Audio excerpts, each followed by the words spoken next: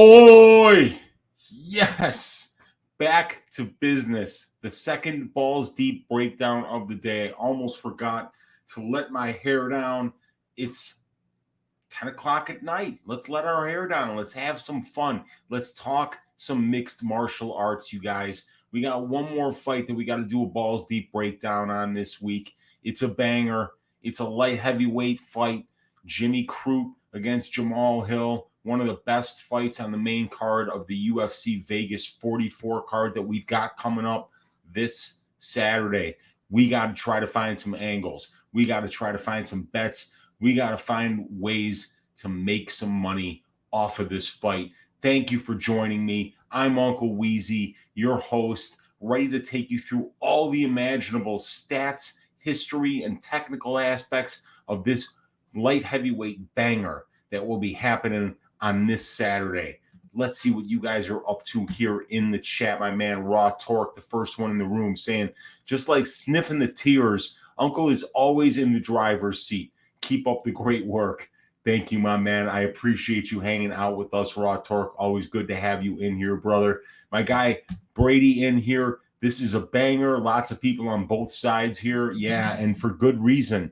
You know, just like the balls deep breakdown I did earlier today on the Gritzenmacher Puelli's fight, there's good reasons to be on both sides. It's another striker versus grappler matchup. Both of these guys really have an area of mixed martial arts where they should be a lot better than their opponent. And it will be, you know, probably coming down to which one of these guys gets their way, which one of these guys has the better game plan, which one of these guys fights the fight that makes them more comfortable, leading to winning more minutes, having bigger moments, and most likely finishing this fight, because this particular fight, I believe, has is the most likely to finish inside the distance according to the lines that we have on all 15 fights thus far. So, yeah, we got a banger to work out here, my man Brady. Thanks for hanging out with us. I appreciate it. We got Daz Files saying, love Crute betting Hill. And he is from that part of the world that Jimmy Crute is from. So, you know, we might have to listen to Daz Files here, man. We got Silky B saying, oi, indeed. Yes, I. Weezy got that breakdown mojo working. Yes, that's right, Silky B. Thank you for hanging out. Thanks for being Silky. Thanks for being here, man, on Balls Deep Breakdown. We got Jeremiah Nicola saying, we hear baby, hairs down. That's right, man. I almost had it tied back, but I'm like, oh my God, I'm about to get on camera here. We got to let it down. We got Eric Betts Fight saying, my hair is down, dog. I love it. And we got my guy Chris Kalanzis in the room. Good to see you, Chris. Let's go, Uncle Weezy. And we got Eric Cote saying balls deep. We're going to go balls deep again. We did it earlier, but we got to get it back up and we got to get it in balls deep, because that's the way that we find the angles. We got to look at all of them. We got to see the things that we didn't know about. We got to see the things that are painfully obvious. But if we see it all, we can make better decisions. And I appreciate you, Eric. Silky B saying, Crute the Brute and by and with brutality. Yeah, man. And I'll tell you something, man. This is probably going to finish inside the distance. Both of these guys are violent fighters. And we got Nando Al Razaya saying, Uncle Weezy with another banger. And that is right. And I got a banger of a guest host with me here, you guys. You know him as Smooth Jimmy Apollo with his lock of the week, with his cigar, with that trademark smile, ready to break down some fights, ready to look at some statistics. So let's get into it like we always do, you guys, and start with the tail of the tape.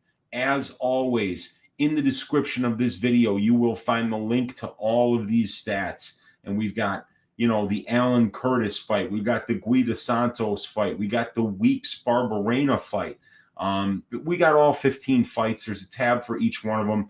And then there's a tab for the advanced stats. So you can take a look at the career histories of each of the fighters. And we got all these stats over here, which on the left side are the striking stats, the grappling stats, the DraftKings and FanDuel numbers, but we also have the defensive stats all the way over here on the right. You can see what people are doing offensively and defensively. Got a nice little player card right in the middle with all the relevant striking, grappling, DraftKings, and FanDuel stats. We got the strength schedule numbers over here. And all this information is also here in the matchup template where we put them side by side so that we can analyze these numbers side by side, see who's got the advantage in each of the important areas of how we analyze these fights. When we look at tail of the tape statistics, when we look at pro experience, UFC experience, striking, but not just the striking. We got to look at the offense and the defense. Defense is half the game. The grappling offense, the grappling defense, the strength of schedule numbers on who they've fought in the UFC and the last 5 opponents and what the wins, losses, and how they were won or lost. So let's get into it, you guys. Start like we always do with the tail of the tape. And these are 2 big dudes. And it's going to be Jimmy Crute, who's still only 25 years old, and Jamahal Hill is 30. It's going to be Jamahal Hill, though. It's going to be the much bigger man in the cage here, as he's got a 2-inch height advantage and a 5-inch reach advantage. Jamahal Hill fights out of the southpaw stance, while for Jimmy Crute, it is orthodox. And Jimmy Crute fighting out of Stewie's House of BJJ in Australia, while for Jamahal Hill, it is Black Lion Jiu-Jitsu in the United States. If either of these guys have changed camps and you guys know about that, please let me know in the chat. You know, one of the hardest statistics to keep up with for these guys, not really a stat, it's just a part of who they are and where they're training at the moment. So if you guys know any of any camp changes that are different than what I've got here, please let me know in the chat. And then we've got the experience numbers here for these guys. So it's Crute, who's younger. He's only 25 years old. While, you know, Jamahal Hill, who doesn't have a lot of experience, has only 10 pro fights. He's already 30, though. So it is Crute who has more professional fights, 14 professional fights in comparison to 10 for Jamahal Hill. And we see that the cage time is very similar. It's Jamahal Hill who actually has 5 more minutes of professional cage time. That's because Crute's fights aren't taking place as long. We got Jamahal Hill with an average fight time of 10 minutes and Jimmy Crute with 6.75. Probably one of the reasons that the fight doesn't go to decision is so juiced here. And we'll get into more of those reasons when we get into the finish stats below. And we also see that Jimmy Crute's been doing this for about 1 year and 7 months longer. So got to give Jimmy Crute here an experience advantage. Both of these guys have fought the same percentage of their career at the UFC level, 50%. Jimmy Crute, 14 professional fights, 7 of them at the UFC level. Hill with 10 professional fights, 5 of them at the UFC level. The UFC cage time is almost identical, and the records are almost identical. As Jamahal Hill is 4-1, and Jimmy Crute is 5-2. If we look at the finish stats here, we're going to see that Jamahal Hill has finished half of his pro wins by knockout. He's never submitted anybody, so that would be 4 wins, or I'm sorry, you know. They call the Klidson Abreu contest a no contest. That's bullshit. It was not a no contest. Jamahal Hill cleaned that dude's clock and then tested positive for marijuana. So when you can't really take away a win from somebody from marijuana. It's absolutely ridiculous. It's not a performance enhancer. I've said it over and over again. If marijuana was a performance enhancer, I'd be president of the fucking United States and probably president of the goddamn world. If marijuana was a fucking performance enhancer, I wouldn't be sitting here talking to you guys. I'd be fucking like 10 models on top of a pile of cash somewhere out in the Pacific Ocean on a yacht. So Jamahal Hill is not 3-1-1. He is 4-1. And he's got a clean knockout over that bum Klidson Abreu. And then Jimmy Crute here on the other side, we've got a 75% finish rate for Jimmy Crute. His 12 wins, he's finished 9 of them inside the distance. That would be 4 by submission and 5 by knockout. So he's definitely an equal opportunity finisher. Jimmy Crute can hurt you in a number of different ways. He's got pretty good striking and throws with a lot of power. Just ask Modestas Bukauskas. And he's also got a really good wrestling game, and he can work the Brazilian Jiu-Jitsu and get submissions. So while we see that Jamahal Hill is more one-dimensional in the way that he finishes fights, he's out there to knock you out. Jimmy Crute can knock you out, and he can submit you. And then if we look here, another big indicator that a fight is going to finish inside the distance is when 100% of the combined wins, 100% of the combined losses of the two fighters have been finished inside the distance, and that is the case here as we see 3 combined losses for these two gentlemen. Jamahal Hill in his one loss was knocked out. It really wasn't a knockout. It should probably be classified as a submission, as he got caught in an arm lock from Paul Craig, and Paul Craig kind of dislocated the elbow of Jamahal Hill. So it wasn't a serious injury. It looked really bad at the time, but I think they just popped it back in, and I think Jamahal was back to work pretty quickly from that submission loss. But they called it a knockout because it was a technical knockout. The ref stopped the fight when he saw how messed up Jamahal Hill's arm was. And then for Jimmy Crute, he has lost 2 fights in the UFC, both of them inside the distance, one by knockout, one by submission. He got caught in a Peruvian necktie when he was grappling with Misha Serkinov. Could happen to anybody. He was doing very well against Misha, but just got caught in one of the transitions. And then he was knocked out by Anthony Smith, and that was a technical knockout because the bottom half of his leg shut down. So, yeah, I mean, to summarize the first third of the statistics that I'm giving you guys here, it's going to be Jamahal Hill who's going to be the bigger, longer guy, while Jimmy Crute is 5 years younger. It's going to be Crute who has more experience, but not a huge experience advantage here. Just 4 more pro fights. They fought the same percentage of their careers at the UFC level. And Crute is really the more diverse finisher, while we can count more if Jamahal Hill is going to finish this fight. Most likely it's going to be by knockout. Let's see what you guys are saying in the chat here. And we've got Sarah Jackson in the room saying, love my Weezy. We love you, Sarah. Thanks for hanging out with us here tonight on Balls Deep Breakdown. The more the merrier. There are 17 of you guys hanging out with us, going balls deep into the stats for this really interesting UFC Vegas 44 matchup, and I appreciate each and every one of you for hanging out. We got Hype MMA saying, well said, Weezy, LOL. Yeah, man, that kind of pisses me off, because there are guys who cheat. And when you see a no contest, a win getting taken away from a fighter like Jamahal Hill, like Trevin Jones, like Pat Healy back in the day, Nico Price twice has had fights turned into no contest because of marijuana. It's so stupid because there are people out there that are cheating.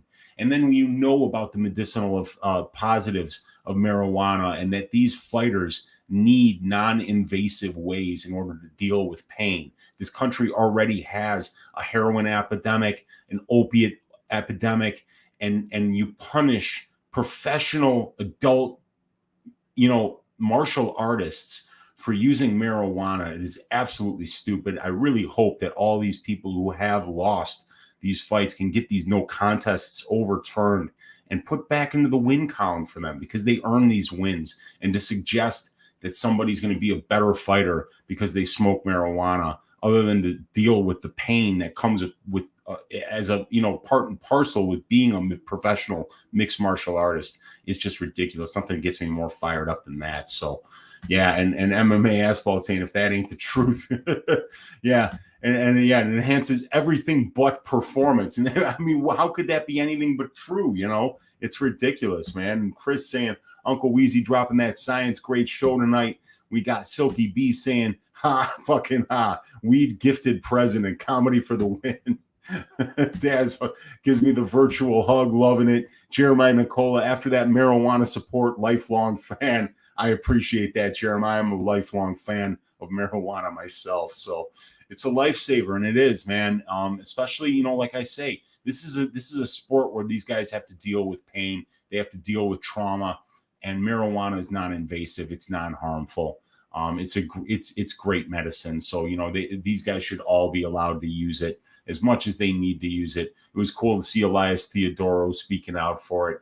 Look what they did to fucking Nick Diaz. I mean, one of the greats of the sport, one of the most fun guys to watch, and they fucked his career over, not because he was fucking cheating, for marijuana. 5 fucking years. We lost Nick Diaz for 5 fucking years because of marijuana. And what a G move by Nick Diaz to sit up there and not fucking apologize, to be like, fuck you, I'm going to keep smoking this shit.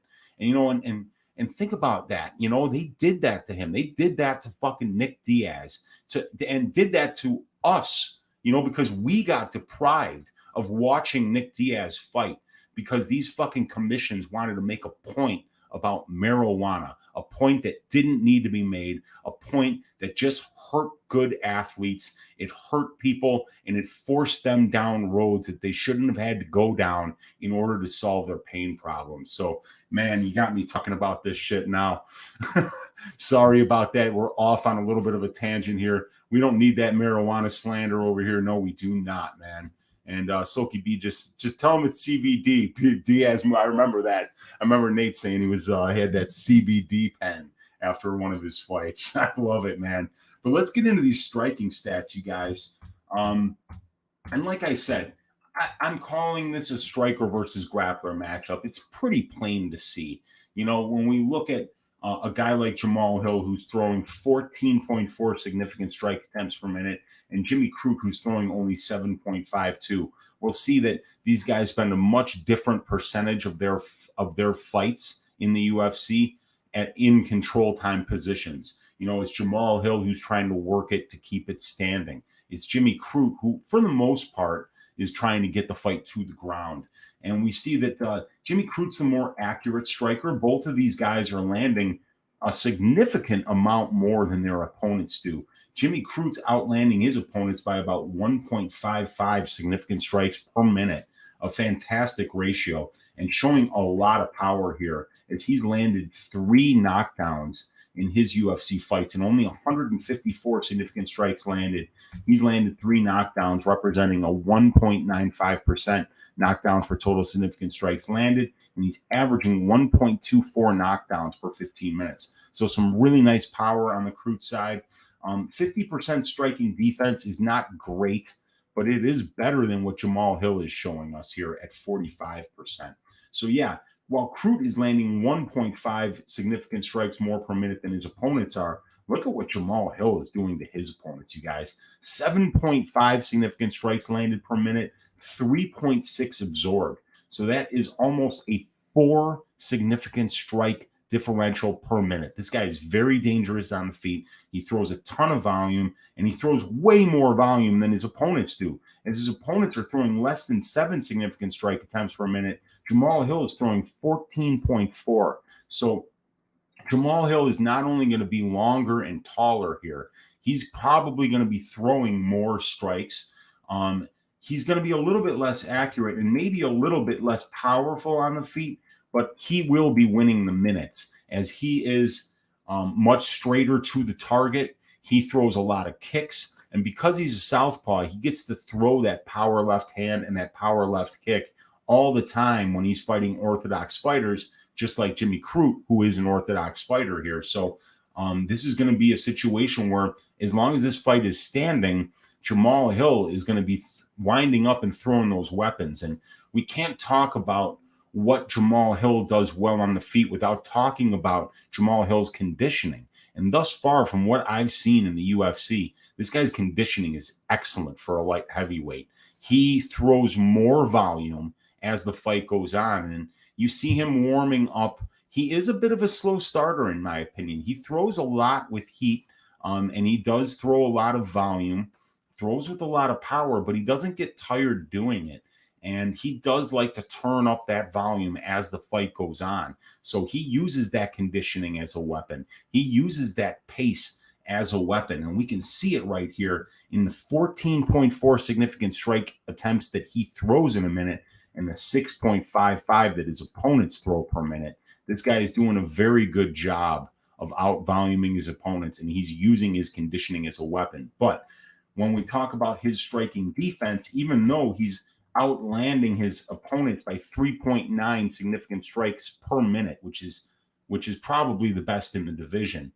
45% striking defense is not good. And we can't talk about Jamahal Hill on the feet without mentioning that striking defense is not where it needs to be yet. It is not UFC level. His chin is straight up in the air at all times. This dude is very hittable. Now, he uses his length well in order to stay out of the range of his opponents, but even Darko Stosic was landing some big overhand rights and lefts against him. And that chin is way too high up in the air. So Jimmy Crute's only 25 years old still. He's got 4 more professional fights than Jamahal Hill, but both of these guys are getting better still. They're both very young in their careers, but it is Jimmy Crute who's 25 years old and Jamahal Hill who's 30. So yeah, I've definitely got to give Jamahal Hill the striking advantage here. But if there's one guy who's probably going to be making some improvements in his striking that maybe we didn't see the last time, it's probably Crute, because he is still so young in his career, and he is a little bit more experienced, but still at 25 years old, for a guy with a grappling base, where we saw him a lot more confident in his striking in the Anthony Smith fight, as he didn't even try to take down Anthony Smith until he got hurt with the calf kick. So Jimmy Crute is becoming more comfortable in his striking here, but I think if he wants to win this fight easily, he shouldn't be testing his striking out against Jamahal Hill, because Jamahal Hill is really good on the feet. That volume, those straight punches, he throws great combinations. As the fight goes on, he starts to turn that volume up, and he starts putting something behind the jab. The straight rights, the big power kicks to the body. The guy does a great job of working knees and kicks to the body too. So the longer this fight stays on the feet, the better time Jamahal Hill is going to have implementing his game plan and doing what he does best, which is landing big shots on the feet. All right. Let's see what you guys are saying in the chat here before we get over to those grappling numbers. And let's see here. And B is in the room, my guy, saying, "Oi, let's make money." Just hitting the like and dropping a comment. Going to be always rewatching. I appreciate you for stopping in, B. I appreciate you giving me that thumbs up, man. That means a lot. And enjoy the show when you have time to watch it. I know it's already kind of late. And we got DFS by the numbers saying Hill's striking defense is so bad. And yes, it is. So, while it's easy to look at these stats and it's easy to look at these guys' previous UFC performances and say, oh, yeah, Jamahal Hill's going to be the better striker. We have to really dig deep into the numbers and say, all right, Crute could be getting better. And that defense of Jamahal Hill does leave a lot to be desired. So, he will leave some holes. But the biggest hole I think that Jamahal Hill will be leaving is that takedown defense that he's shown thus far is not that great. And we got B saying, Vasayev fight goes over or the distance is so far my best bet.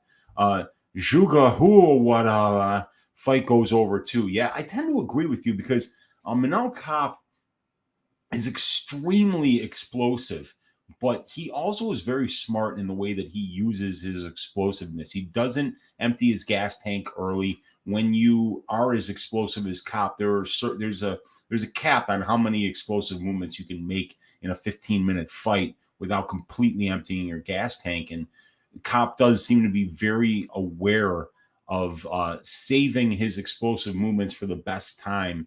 And, if Jalgas doesn't leave many holes, I think that fight has a good chance of going over. But we do have to remember that Manel Kape, I think in his 17 professional wins, has 16 of them inside the distance. So don't feel too safe betting a fight going to decision in a Manel Kape fight, unless you think that Jamahal actually has a chance to win.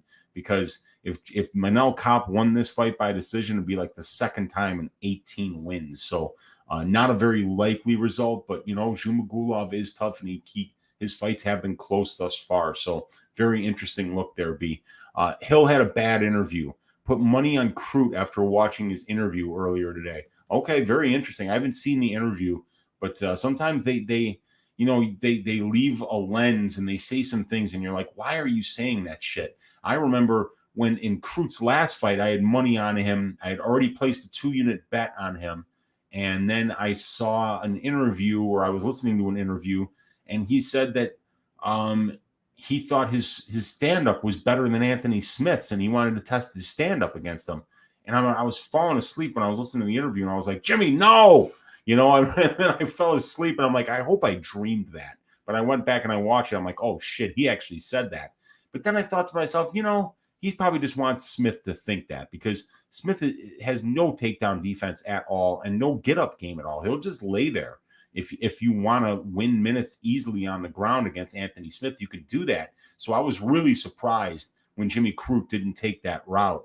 And it turns out that what he said in that interview wound up being very important. And had I known that he meant what he said when he said that he wanted to test his striking against Smith, I'd have fucking bet Anthony Smith. I wouldn't have bet Jimmy Crute, because that's a dumb fucking thing to say. And I hope that Jimmy Crute learned from this, because if I had my money on Jimmy Crute and he doesn't shoot a takedown in the first, my fucking head would explode. I would be furious, because there is no reason for Jimmy Crute to test out his striking in this fight against Jamahal Hill. Jamahal Hill is going to beat him up, and he's gonna wear on him for 3 full rounds if that's the case. And I think Crute is going to get fucking knocked out if he winds up standing for 3 rounds with Jamahal Hill. He needs to wrestle here.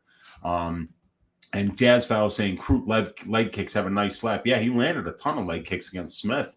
It was just Smith only landed 2 against him, and it completely shut down his leg.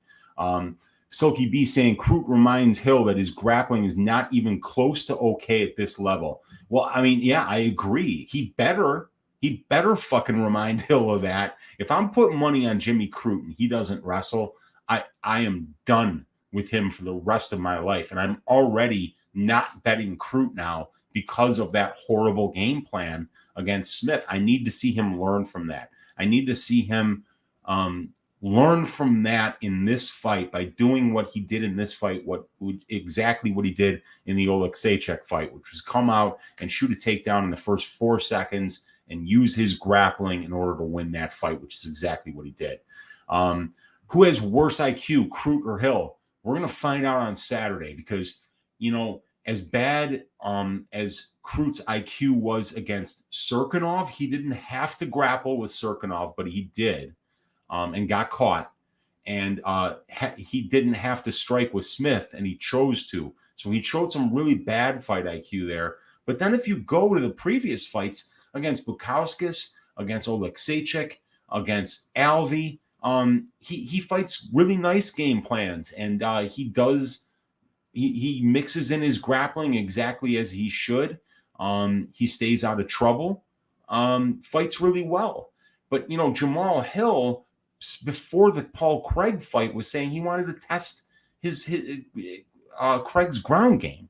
That's a really dumb thing to say too. So, you know, but I still do believe that, like, you know, it's dumb to say I want to test my grappling against Craig, but Craig shot a takedown and was unsuccessful against Hill. Hill stopped the takedown, but then Craig did what Craig does best. He clinched and then he pulled guard. And that's what a smart fighter does, because Paul Craig knew he had an advantage on the ground against Jamahal Hill. So when his first takedown attempt didn't work, he swallowed his pride. And he said, I don't give a fuck if I have to pull guard. This fight's going to the ground, or I'm going to make Jamahal Hill uncomfortable. And how long did it last on the ground before he got that submission? Well, guess what? Your Uncle Weezy's got that number. So let's look here. That's Jimmy Crute. That is going to be another fight. So Jamahal Hill was on the ground with Paul Craig for less than 60 seconds. He had 53 seconds of control time, did Jamahal Hill. And that's because Craig pulled guard.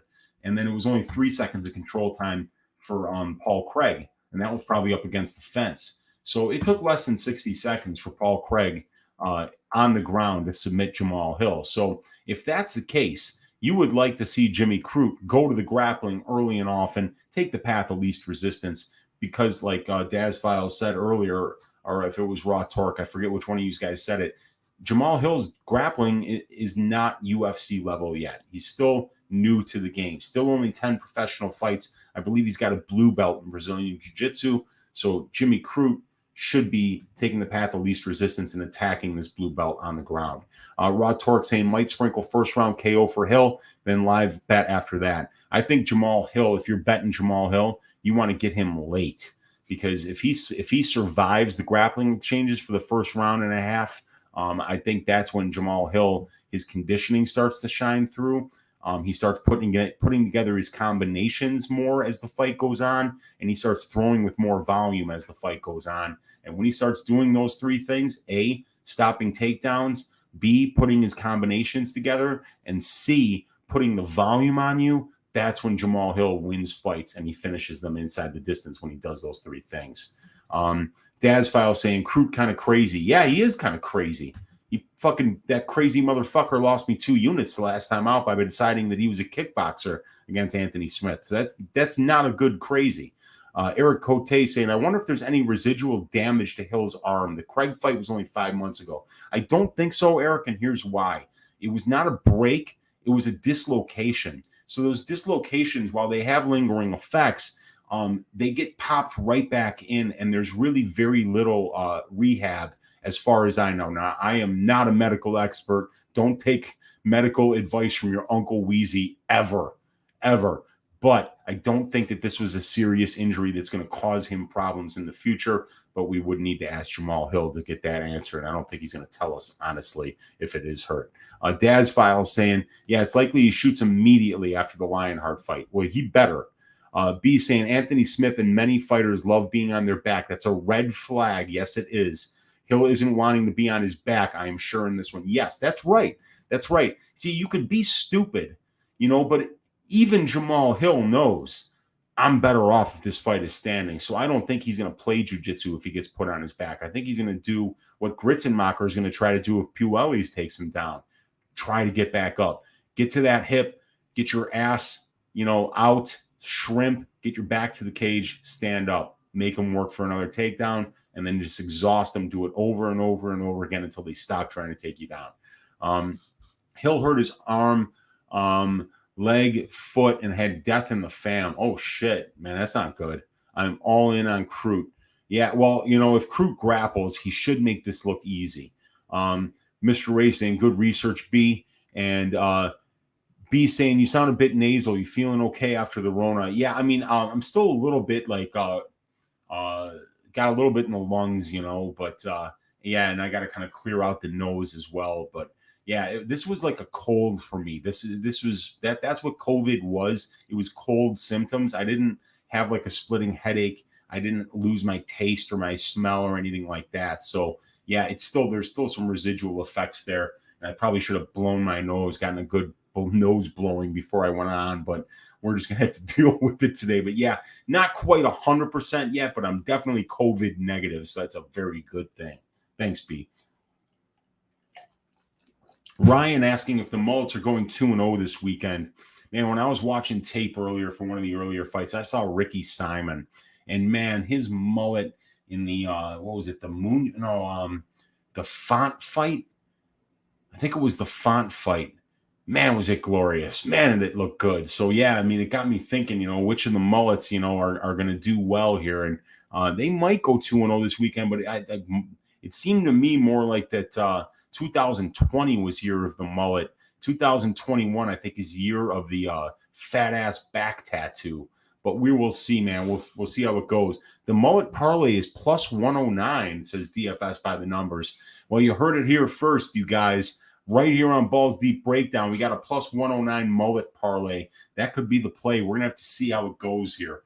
All right, so let's go back to the stats here and look at these grappling numbers, because as good and as impressive as both of these guys' striking numbers are, it's definitely Jamahal Hill who's going to have the striking offense really kind of like sewn up here. But Jimmy Crute putting up some really good numbers, you guys, with his grappling.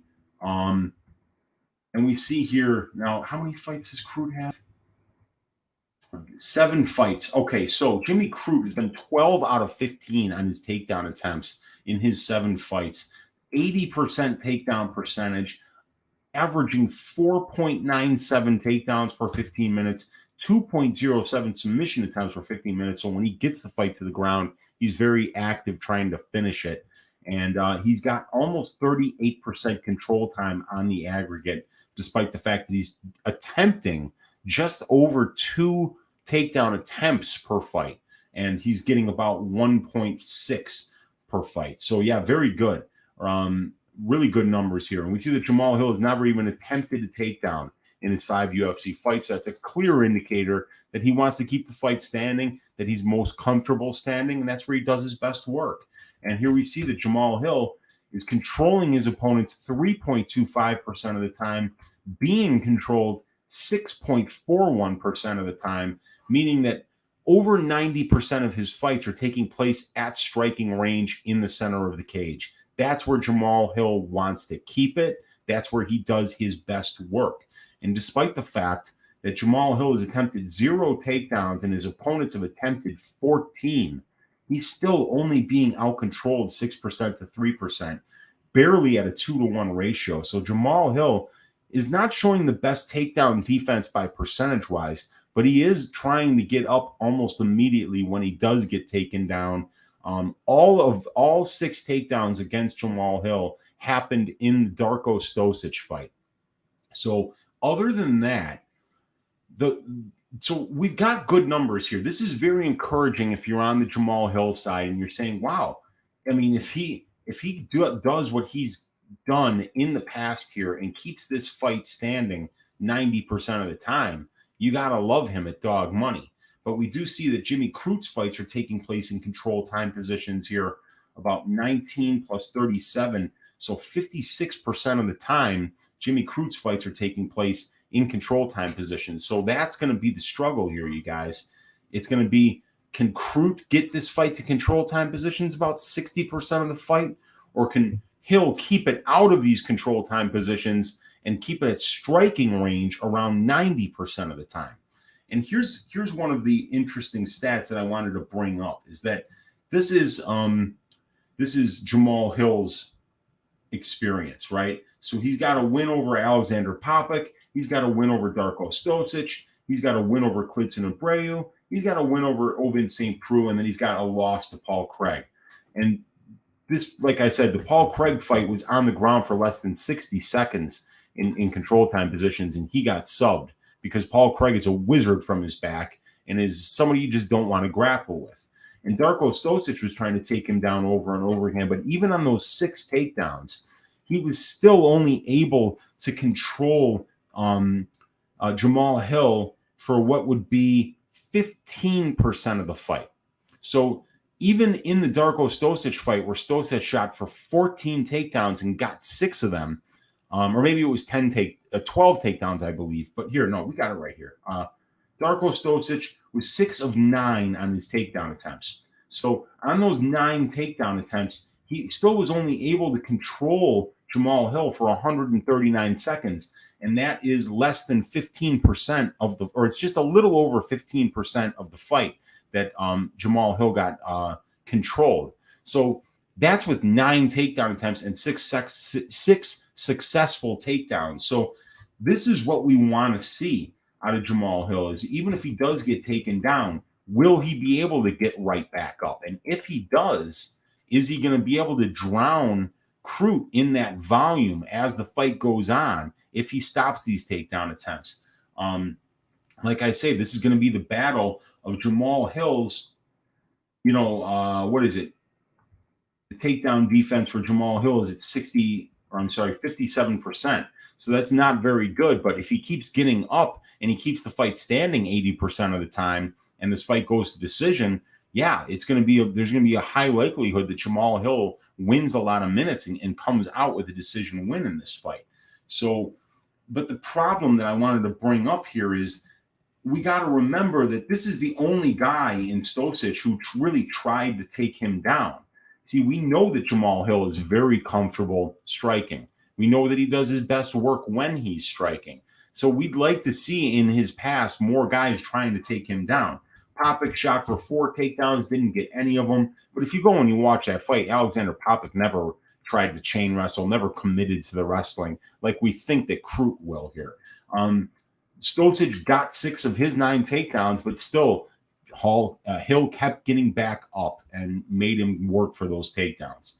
But then we see here, no takedown attempts, no takedown attempts. So the next 2 fights, Jamahal Hill got the fight he wanted from Ovin St. Preux, who attempted no takedowns, and from a Brazilian Jiu-Jitsu champion in Klidson Abreu, who attempted no takedowns and decided to stand with him. So, the success that Hill has had thus far is partially as a result of him not fighting great grapplers, with the exception of Paul Craig, and that didn't work out well.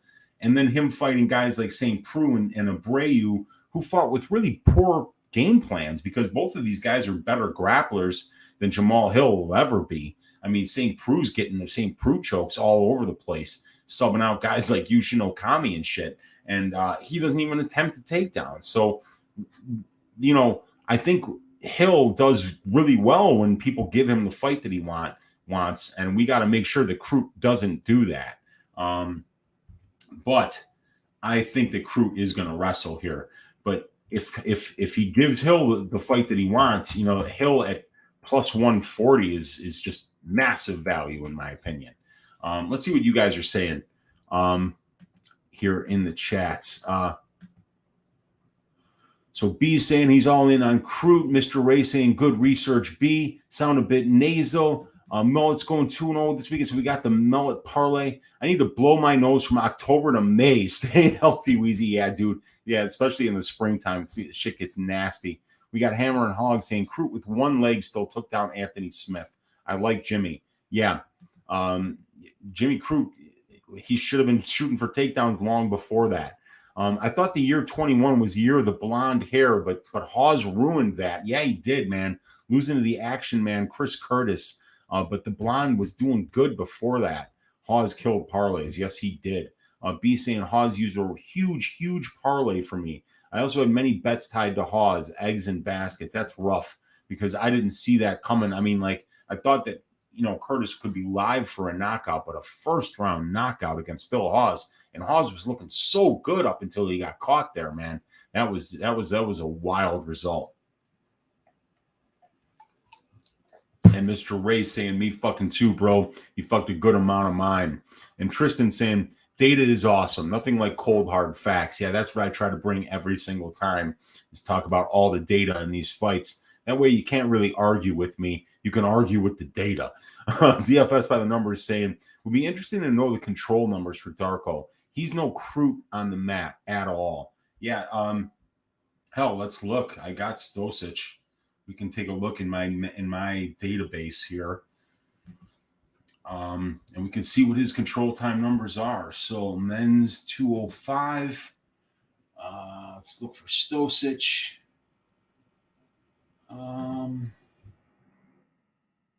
Stosic fought this year is the question. If he hasn't, he's not in my database. Damn it. If he wasn't a 205, maybe he's with everyone. Damn, that's a bummer. Yeah, he's not in there. So it's because we do know that Stosic wrestles a lot, but he doesn't really get a lot of control time. He wasn't able to control Kennedy and Checkwu when he was wrestling him. Yeah, so it would be interesting to know that, but unfortunately, because Stosic hasn't fought this year and he got cut, he's not in my database. So I would have to go back and get that number for you guys. But yeah, Mr. Ray saying amen. Yeah, I wish I could have found it for you guys. Normally I have that stuff. Lanky dude's hard to keep down. Yes. And B saying Aldo has value. Patolo Dusko fight doesn't go to decision. Fisayev and Cap goes over. Cap Crute is money, man. Yeah, Cap, the money is coming in like nuts on Cap. You know, you could have got him earlier in the week at 190 minus 200. Now he's like minus 250. So that line is getting crazy wide. But yeah, Cap is better everywhere. This is his fight to win. But, you know, he just can't get out volumed and out wrestled here. But still, I don't think that that's going to happen.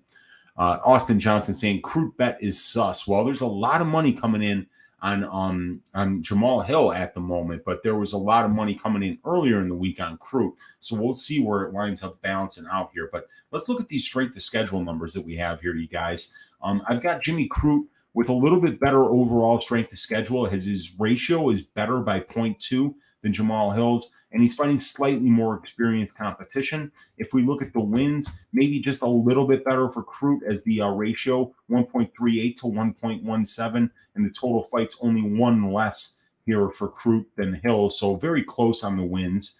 And in terms of the losses, very, very close. Crute has lost to the more experienced competition, while Jamahal Hill has lost to the slightly better win-loss ratio competition. If we look at the last five, Sam Alvey, Misha Serkinov, Oleksijczyk, Bukowskis and Anthony Smith for Jimmy Crute.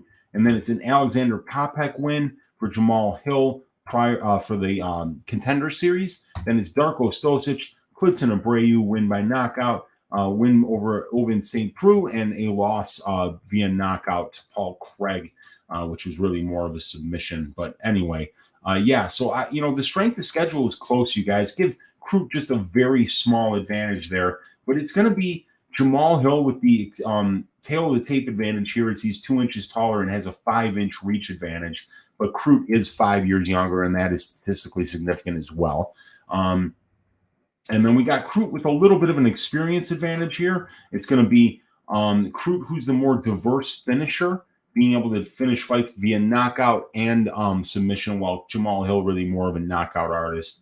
And then we see that the striking statistics are going to go for Jamahal Hill, the grappling stats, obviously, for Jimmy Crute.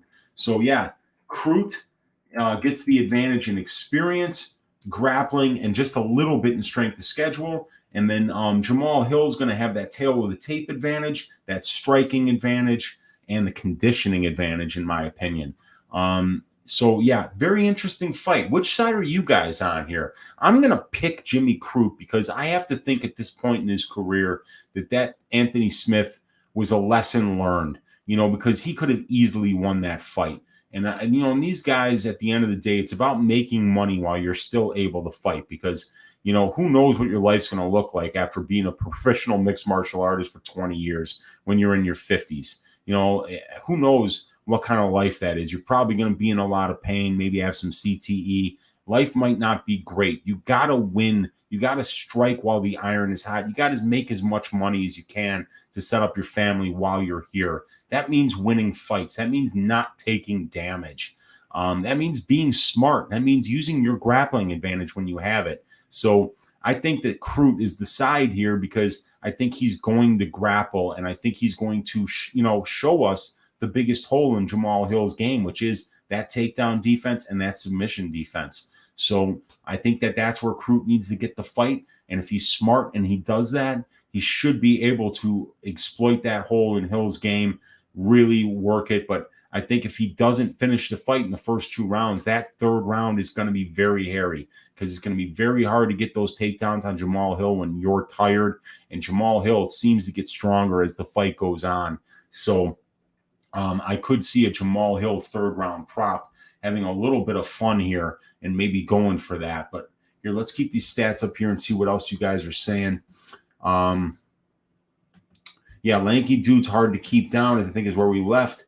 And and then B was saying that Aldo has value. Yeah, I agreed. Crute bet is sus. B saying Manel Kopp signed a new 4-year deal. They do not want him to lose his first at all. It's marketing. Yeah, and why not give him Jalgas then? And DFS by the number saying I think Stosic is cut. Yeah, I think after he fucking used Kennedy and Cheku's ball sack like a speed bag, I think that was the end of it for Stosic. Hasn't fought in almost 2 years. Yeah. B saying Kopp Fisayev by decision might be super money. Because I could see. Yeah, but that dude.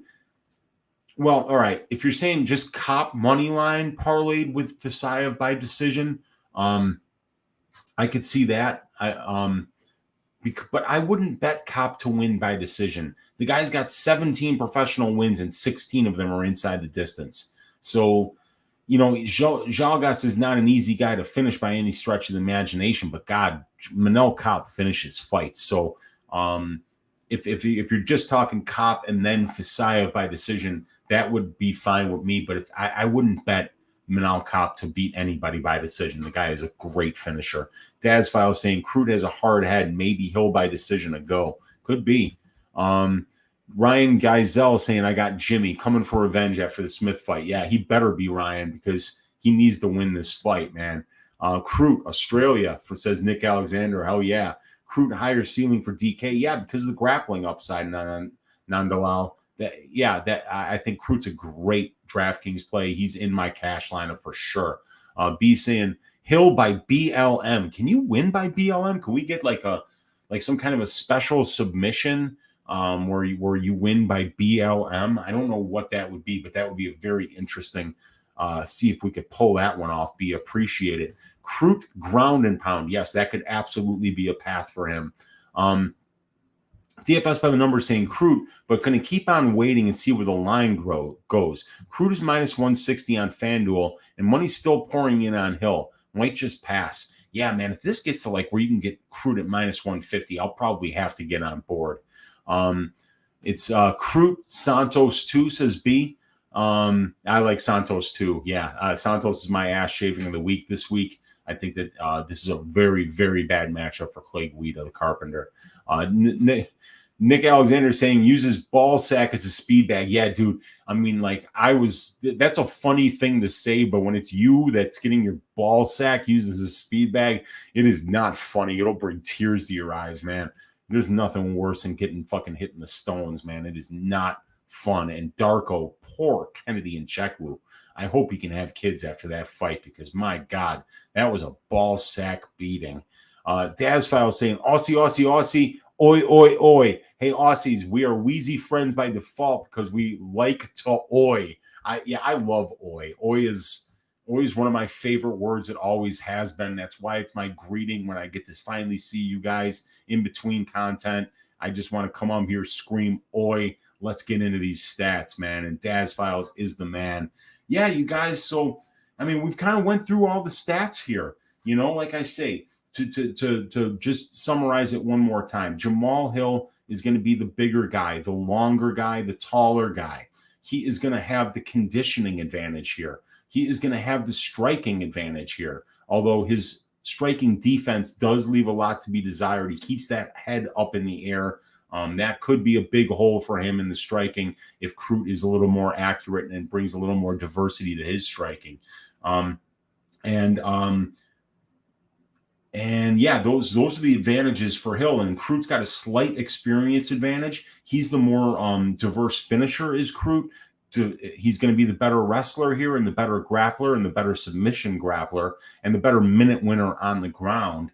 And he's got a slightly better strength of schedule, but not a huge advantage there. So the pick, you guys, is going to be Jimmy Crute, and I think he is going to get it done by submission on the ground. I think he can rear naked choke or, you know, get an arm triangle here.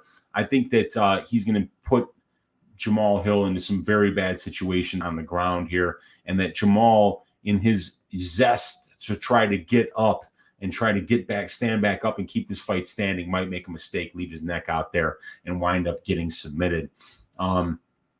Tristan saying, oi, oi, oi, and Nick saying, oi, mate, and B saying, this is why I watch. You have the stats. And yeah, that's the thing, you know, I mean, at least, you know, maybe I don't make the best betting decisions. I don't expect you guys to ever blindly follow my bets, but what I like to do is give the stats on both sides, give the reasons that both of these guys can win, give the holes in both fighters' games, and it can help you guys, you know, because different people see different things in the stats. You can use these stats because the stats are what they are. I bring this data to the table, and then you can help that, you know, help yourself make a better decision when you have all the stats laid out in front of you. So I appreciate that you guys like seeing the stats here.